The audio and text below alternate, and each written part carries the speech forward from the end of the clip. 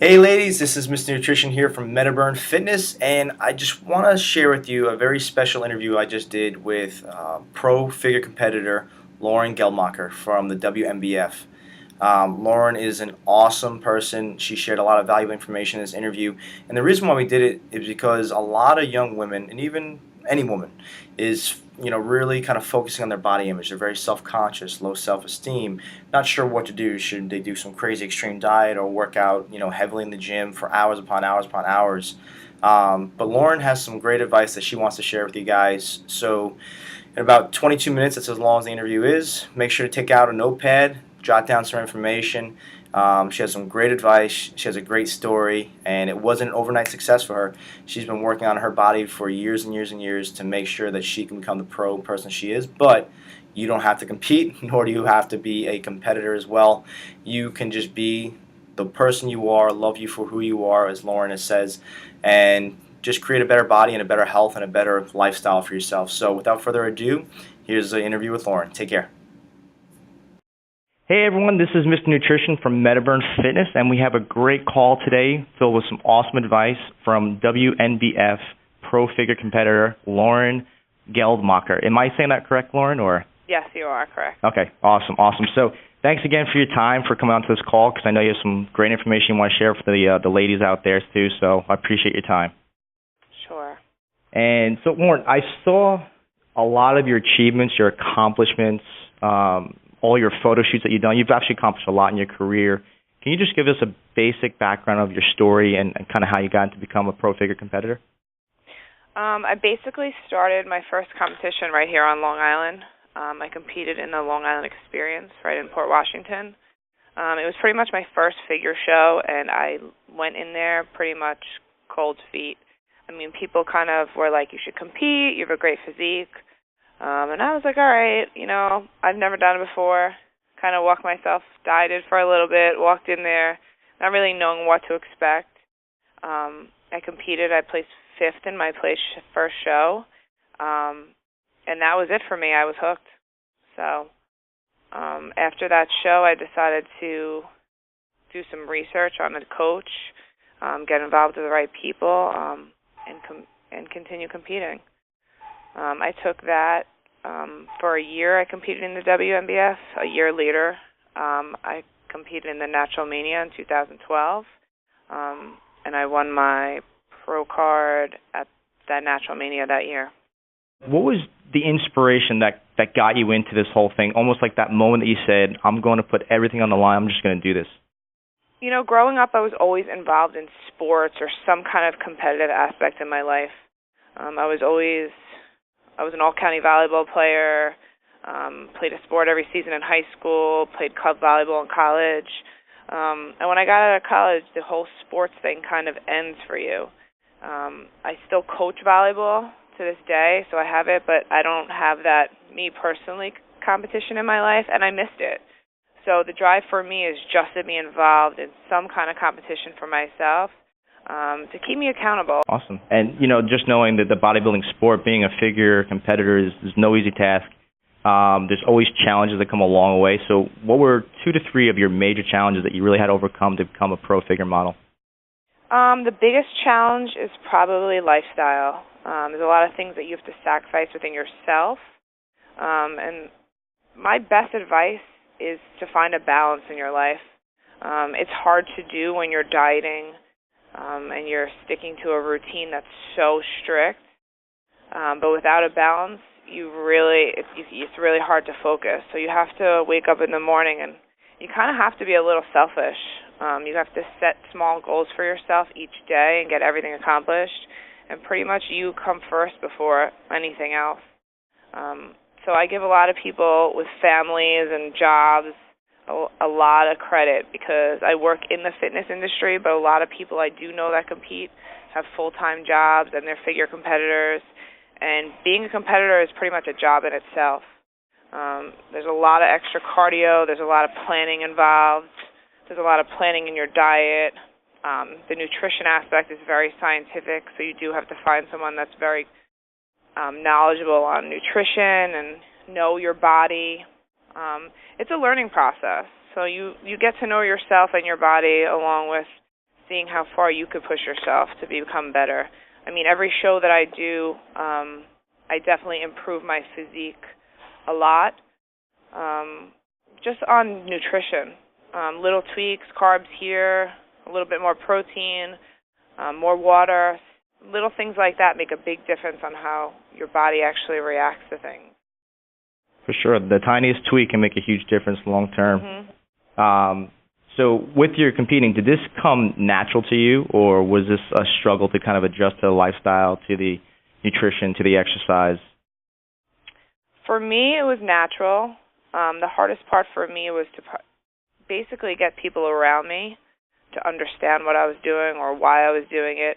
My family is not the most support in my life, so if you're not in it, you don't understand it. So it's in this world, it's very hard for people to understand why you'd want to put yourself through this. And it's a goal for myself. So going out to dinner is hard. People don't understand why I can't eat a certain way or why I can't be out late. And it's definitely a struggle to be around people that don't compete, and most of my friends are non-competitors. But throughout the years, they've been my best support because they get it now. They see on that show day the difference and how my body changes, and they're definitely more supportive. But I think that's the biggest struggle, to get people around you in your life to understand your lifestyle as it is. For sure, and that's one of the main reasons why I wanted to speak with you, because A, you accomplished so much in your career, but B, you get it as a competitor and you understand what it takes. And with people not understanding, this information is more for younger women who are trying to start, whether it's a new diet, a new lifestyle, a new exercise program, but they have those people kind of saying, oh, don't do that, or just have a piece of this or piece of that. So I thought you had a lot of great, valuable information to share with us today. So I guess the next piece is kind of going in, where you are today currently, what are your main, fitness and nutrition philosophies that you teach others or that you live by? I try to teach, I'm a trainer myself, so as I go through my clients, I try to let people make small lifestyle changes. I mean, not everyone's going to go out there and be a figure competitor or do the extremity to the extreme that I do it, but in your basic lifestyle, make small changes. I don't like to put people on diets. I call it more a lifestyle change. I go through their day and I take out things that they eat or take out certain habits and try to slowly get them into a healthier lifestyle. May it be more water or substituting certain foods for other foods that people don't know about. And I try to get my clients to basically set small-term goals. I mean, setting a goal of losing 50 pounds is just unrealistic. So I like to do small goal settings, losing 5 pounds in a certain amount of time, just to keep your motivation high, because it's definitely frustrating to lose weight for anyone. I know how hard I have to do it when it gets to showtime and I got to drop the last 10 pounds. So for a normal day-to-day person that's not as knowledge on nutrition as I am, I like to do small goals. Awesome. 100% and try to help them out you. with time management. Yeah, that's a very tough thing because it's not easy when you have to work out. Yeah. So now, I mean, it's a process. Oh yeah. So I sure. tell them, it's very frustrating for young girls to lose weight and not really know what direction they're heading. So I basically like to say it's one day at a time. It's not an overnight process for anyone, and to keep at it. Be accountable to yourself. Try to write things down. Small things. Awesome. So let's kind of jump into a little role play right there, because this is kind of a good segment into it. So you're going to play coach. I'm going to play a young woman who's just very self-conscious about her body. I've dieted in the past, but I gained the weight back. And, when the things get rough, I tend to kind of give up a little bit, but I still want to accomplish. I'm just not sure what to do. So what would be your coaching advice to someone like that, to a young woman who still wants it but just not sure how to really kind of nail it? I think to find somebody in your life that understands your goals just as much as you do, maybe a friend, a personal trainer, a nutritionist. I think being accountable to somebody besides yourself is great. Writing things down is great. Writing, again, small-term goals down. And to not give up. I mean, you're not going to see, like I said, you're not going to see overnight things changing. But if you keep picking at it day and day, something's going to change and something's going to give in. And the slightest change, it could be the smallest thing, but that will give you the motivation to keep going. Awesome. That's great stuff. Now, we all know, as you as a coach as well, I'm sure you've seen a lot of young women kind of struggle. What do you think young women today are facing the most as far as with the challenge of their bodies? Like, what's the main thing that they're focusing on, and what's the main thing they're struggling with right now? I think today social media has a big play in women's insecurities or young girls' insecurities, and especially young females. There's so many differences in females' bodies. Either you're too skinny or you're too muscular. I mean, I go through it all the time. People say you're too muscular for a female. You're going to have to really find it within yourself to be who you want to be. Do what makes you happy. Look how you want. Not everybody's going to look the same. I basically like to push girls to do things for themselves. I mean, without what's in the social media and without they have to see every day. Because that's really, at the end of the day, you're going home to yourself. And that's who you have to care about the most. For sure. Now, how do you, as a competitor and also, just as a normal human being, how do you handle comments when people come at you and say, "Oh, Lauren, you're too muscular, you're too this, you're too that"? Do you let it bounce off of you, or does it absorb and it kind of hits you hard? I used to honestly, I used to let it bother me. I did. There was times I'd look really muscular when I was off season and really thick, and I hated the way I looked, and then I'd diet down, and I'd look lean and I'd love it. So I'd go up and down. I think I'm at a point, though, where I understand the process of it all, so I'm accepting of it, and I love myself for who I am. And if I do that, I only feel like I'm happier in everything I do in life. So the physical aspect of what you look like is not, at the end of the day, what's most important. So I've been so much more positive about that. And especially the support I get from people that do like it and do understand it. That's what matters to me. So if you don't like it, then, I mean, it's all right. Not everybody has to like what you do. You have to like what you do. Of course, and you hit it on the head where you said you have to love yourself for who you are. Now, in order to get to that area, do you do any type of meditation, journaling, just walking to think your thoughts out? Is there something that you do as a common practice, or? I write a lot down. I try to do a lot of reading. I watch a lot of motivational videos, actually, of other girls in my situation. I actually watch motivational videos of guys and what guys think when they work out or what they do to get themselves in the zone. I'm not really into anything like yoga like that, but the gym for me is my time. A lot of people hate cardio and think it's redundant. I love it. I love to just go on the treadmill, put my headphones on, shut my phone off, and kind of just be in that moment.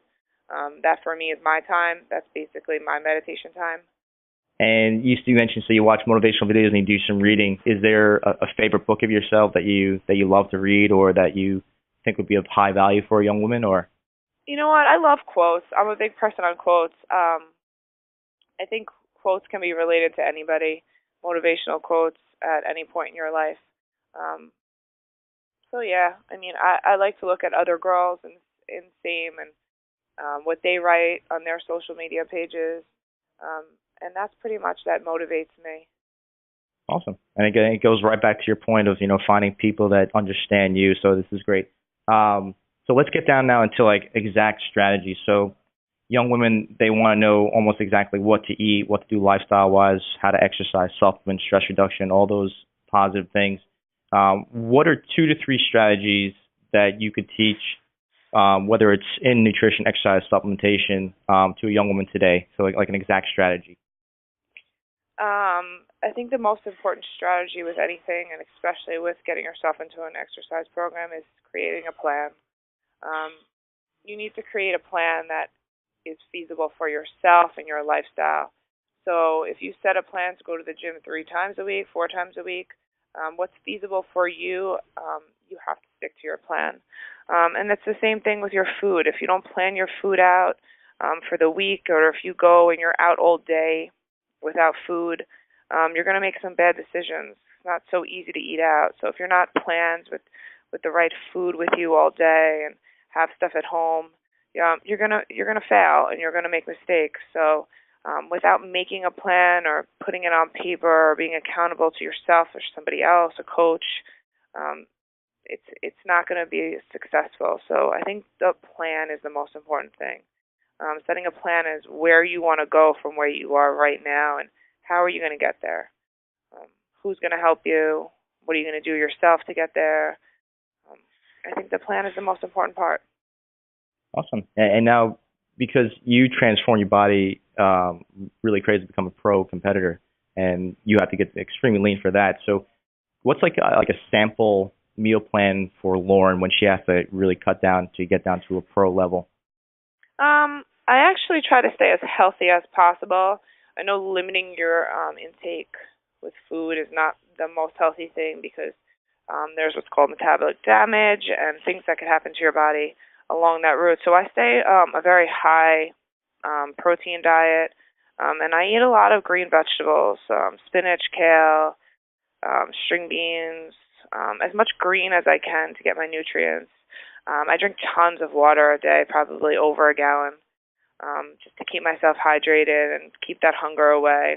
I do a lot of green tea, again, to kind of fight the hunger. But pretty much I eat 6 small meals a day, egg whites, sweet potato, grilled chicken, fish. I try to switch it up as much as possible so it doesn't get so boring. But you learn. When you get to a lifestyle, you start to learn what's good and what's not. And the thing about going back to young girls and trying to figure out for themselves is that when I was growing up, nobody helped me, so I didn't know what I could substitute or what I could make healthier. And now I find all sorts of healthy meals that I could eat that are just as good as the bad stuff that's out there. So once you plan and you know what you're eating, it's pretty easy. You get used to it. It becomes your life, basically. Yep. And then, along the way, people would be kind of shocked, because I probably have an idea what you intake right now, but how many calories do you take in when you compete? I'm actually 17 weeks out from my show in July 4th. I'm competing. So my calories right now are about 1,400. Closer to showtime, I'll try to probably only get down to about maybe like 1,000. But I don't really go lower than that. I do up my cardio, and I burn more calories like that. But it's what I eat. It's the protein, carbs, fats. It's the dynamic of how much of carbs I get is going to change, and my amount of cardio is going to change. So I try to keep my food at a healthy point as far as I can go out, and pretty much weigh myself and see where I'm at the closer it gets to show day. And at that point, when I'm dieting like that, I do have a coach that helps me get to a certain point. So it's really his decision. I just follow it. You just do what the man says, right? I follow it, yep. It's actually a pretty amazing process of how your body changes. Oh, yeah. This way you don't have to second guess yourself, And when I guess when you step on the scale, if you see a number that's not appropriate, how do you handle that? Because I know a lot of women, when they jump on, they see like a pound up, only a half pound down, they freak out. Like, what do you do when you see things that don't go your way? It was actually, honestly, it was an issue for me in my second or third competition, because I weigh a lot more than I look. I'm pretty thick. I carry a lot of muscle.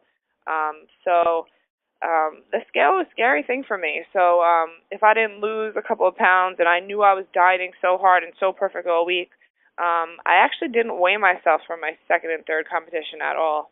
Wow. Because I knew what it would do to me mentally. So I actually didn't go on the scale, and I kind of felt it more in my clothes and how I was feeling, because I knew the second I got on that scale, if it didn't go down, my cortisol levels, my stress would have went crazy. So For those two competitions, I actually did the whole prep without weighing myself, and I turned out all right. No, that's fantastic, and that's an unusual thing too, because competitors. It's very unusual. It's very unusual, but it worked for me, and it made me a lot less stressed. Of course, and you had faith in the process, which is great, and that's the main thing I just wanted women to hear from you, because it's more than just calories in versus calories out. It's the quality of your food. It's taking care of your stress reduction, taking care of your sleep, your water intake, and all that. So everyone tends to kind of just go, let me just do 800 calories, work out 2 or 3 hours a day, and they hope for the best, and then it backfires. So that's why I wanted to and then forget you'll gain weight back triple as you were before. So that's the thing as a competitor. You got to be really careful of how you're dieting, especially when you're cutting any kind of sugars or white flours out of your diet, and then all of a sudden you're done and you start consuming. Your body doesn't know how to react, so it just holds on to that, and you can gain so much weight so fast. It's scary. Yep.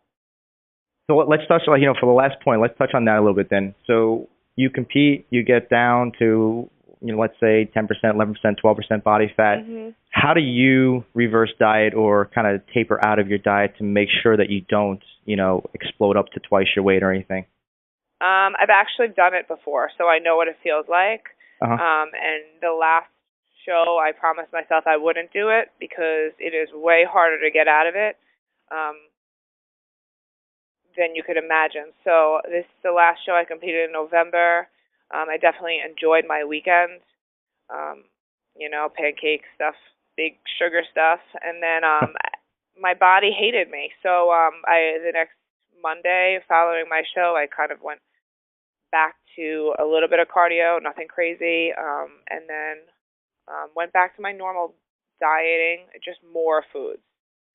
Same foods, but just more of them. So the portion control wasn't as constricted. Okay. No, that's perfect. I just wanted everyone to kind of hear that, because most people think they can just go off a lifestyle and just go right back to their old habits, and then they're shocked at what they see, and it can be an ugly thing sometimes. Awesome. So is there a last quote that you want to leave, a last piece of advice, or anything you just want to leave for the young ladies, or?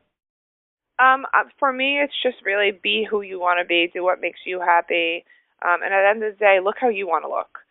If there's a goal in your life that you want to get to, do it for yourself, and how you want to look. Awesome. Well, Lauren, I definitely appreciate your time. A lot of great information, and I know a lot of women will be able to kind of relate to what you're going through and understand more of the process. So it's not just about dieting; it's about following, proper protocols and hiring that coach and everything too as well. So you mentioned that you were a trainer and a coach. So if a young woman wanted to find out more about you, is there a website, a location, an email address? My website is actually laurenmichellefit.com. You can find my email and my Facebook and my Instagram all on my website right there again. So it's laurenmichellefit.com. Awesome. Is it Michelle 2 L's or 1 L? It's MICHELLE fit.com. Awesome. All right, Lauren. Well, thank you so much for your time, and I look forward to connecting with you in the future, and good luck on your next competition. Thank you. Have a good day. You too.